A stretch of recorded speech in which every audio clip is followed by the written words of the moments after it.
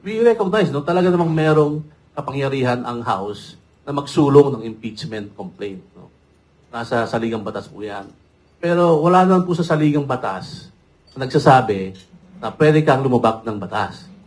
Diba? You may have the constitutional right, you may have the constitutional duty, but you cannot violate the law. Okay? Diba? Kahit na sino po namang tao dito maintindihan.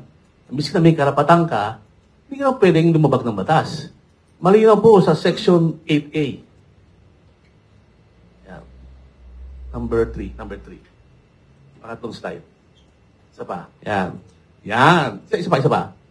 Yung number 3 ng slide. Sa Section 8A po ng batas ng AMLA, malinaw naman po ron na the AMLC, yan po, the AMLC and its secretariat shall securely protect information received or processed and shall not reveal in any manner any information known to them or by reason of their office. Okay.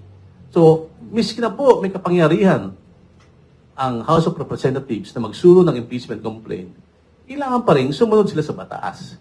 Diba? Hindi naman po sila above sa law. Diba? Lahat po tayo dapat we observe the law. Diba? Mambabatas po sila. Diba?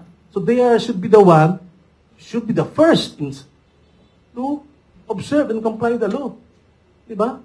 Being mambabatas, you have the more duty to observe and respect the law. Ito lang naman po ang pinagbabatayan namin. Batas mismo na pinasa ng Kongreso. Diba? Yan o, Section 8A, malinaw.